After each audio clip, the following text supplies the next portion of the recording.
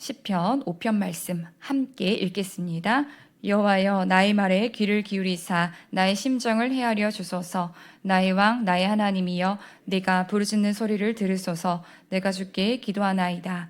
여호와여 아침에 주께서 나의 소리를 들으시리니 아침에 내가 주께 기도하고 바라리이다. 주는 죄악을 기뻐하는 신이 아니시니 악이 주와 함께 머물지 못하며 오만한 자들이 주의 목전에 서지 못하리이다.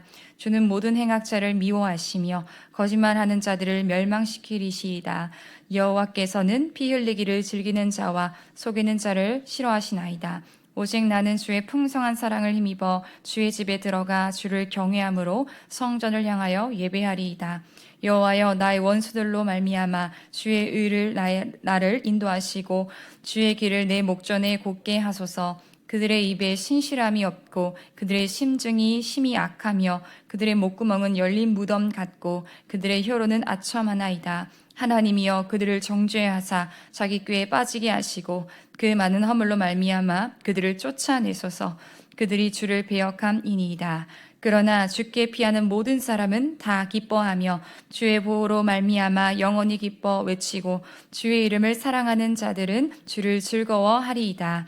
여호와여 주는 의인에게 복을 주시고 방패로 함같이 은혜로 그를 호위하시리이다. 아멘. 하나님의 산 역사 갈대상자라는 책을 여러분 읽어보신 적이 있으십니까? 한동대 초대 총장이신 김영길 총장님께서 무모해 보였던 학교 출범부터 그리고 수십 년간 이어졌던 학교에 대한 고발과 고소에 이어서 정말 학교를 세우는 그런 험난한 과정을 다룬 책인데요. 도무지 인간의 힘으로 어찌할 수 없는 일을 하나님이 이루셨음을 기록하고 있고요. 뿐만 아니라 응답될 때까지 정말 애타게 기도함으로 정말로 그 모든 일들을 이루었음을 이 책에 기록하고 있습니다. 이 하나님의 산 역사 갈대상자라는 책 안에는요, 이런 내용이 기록되어져 있습니다. 결정적인 순간에 개입하시는 하나님, 우리를 그냥 내버려 두지 않으시는 하나님의 숨결을 느꼈다. 사랑하는 성도 여러분, 오늘 하나님 앞에 기도하러 나오셨는데요. 우리가 어떻게 기도하면 좋을까요? 어떻게 기도해서 하나님의 축복의 보배함을 열 수 있을까요? 오늘 기도의 사람, 이 다윗을 통해서 한번 알아보는 시간을 가지려고 합니다. 다윗은 그 누구보다도 기도의 응답을 많이 받았던 사람입니다. 오늘 시편 5편에 그가 어떻게 기도하고 있나요?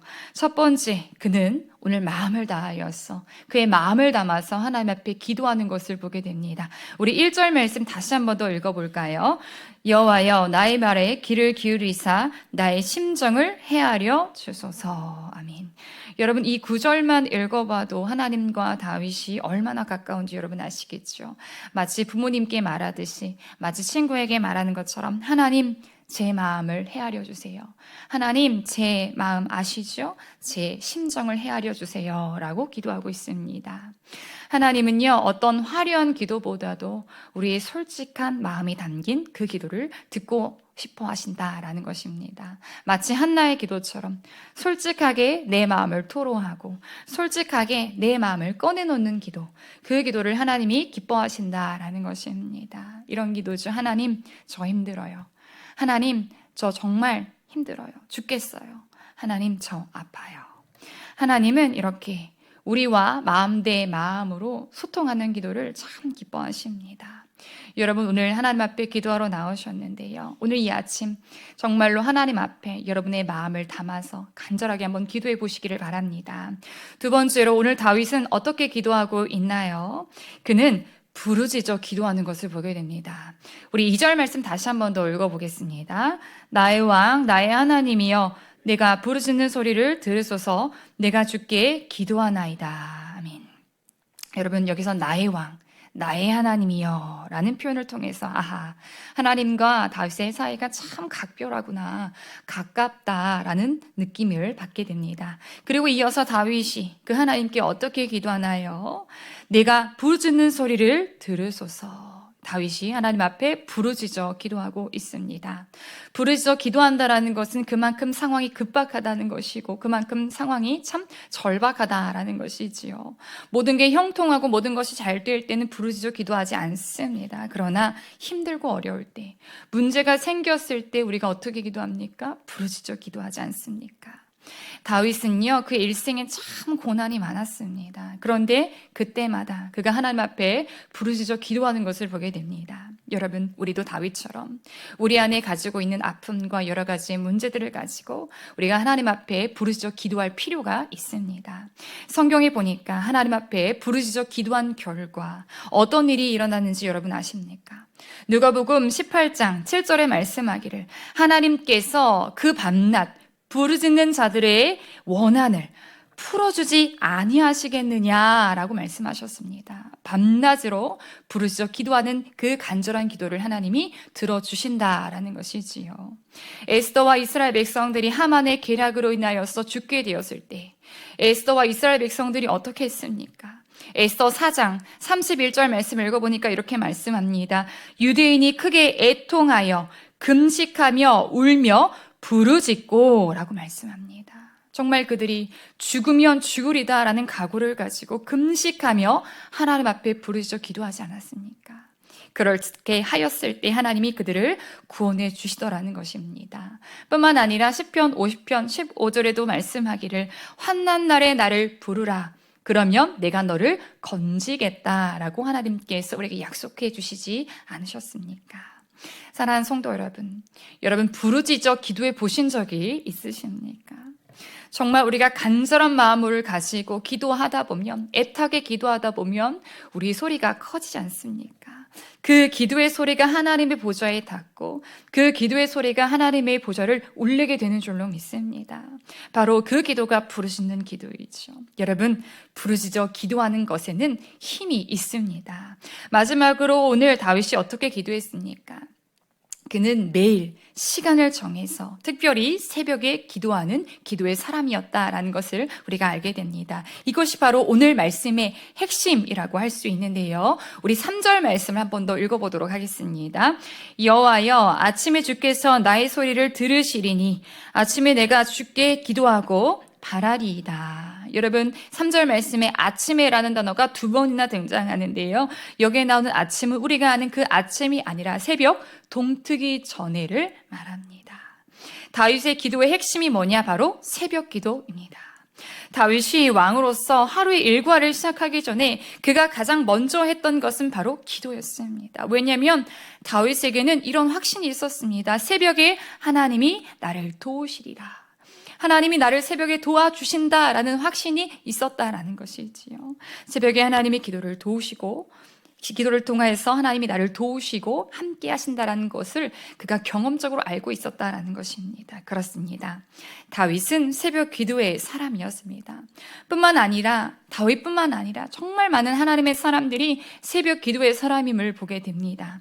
모세가 40년 동안 광야에서 이스라엘 백성들을 이끌 때에 얼마나 백성들에게 많은 원망과 불평을 들었습니까? 그의 삶이 얼마나 지치고 고단했을까요? 그런데 시편 90편에 그가 이렇게 고백하는 것을 보게 됩니다. 아침에 주의 인자하심이 우리를 만족하게 하사 우리를 일생 동안 즐겁고 기쁘게 하소서라고 고백했습니다.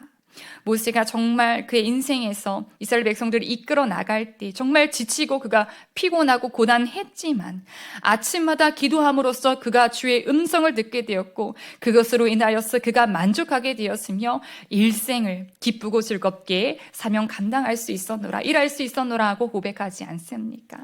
또 예수님은 어떠십니까?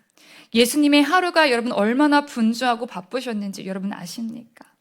아침 일찍 회당에 나가서 사람들을 가르치시고 귀신 들린 자들을 고쳐주시고 병자들을 고쳐주시는데 해 질 때까지 줄지어 사람들이 자신들을 고쳐달라고 줄지어 몰려왔습니다.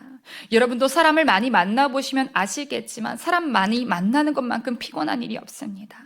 그럼 그 다음날까지 예수님이 푹 주무셔도 되겠지만 예수님은 어떻게 하셨느냐? 아직도 밝기 전에 일어나 한적한 곳으로 가셔서 기도하셨다라고 성경은 말씀합니다.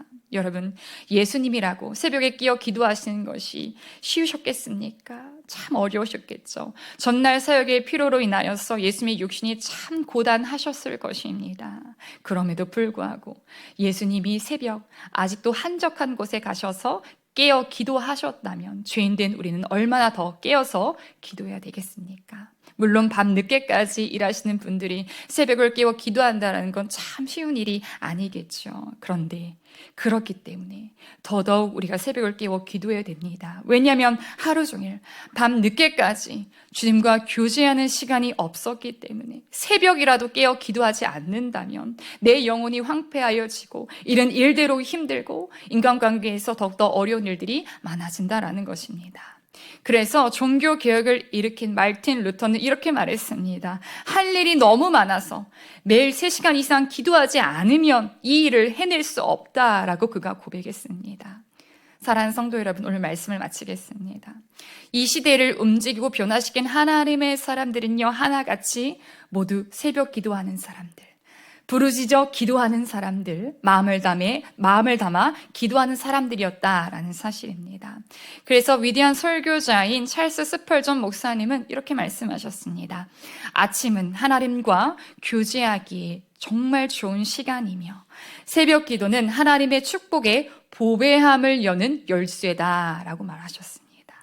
사랑하는 성도 여러분, 하나님의 축복의 보배함을 여는 열쇠를 여러분은 가지고 계십니까? 그 열쇠가 바로 새벽 기도인 줄로 믿습니다.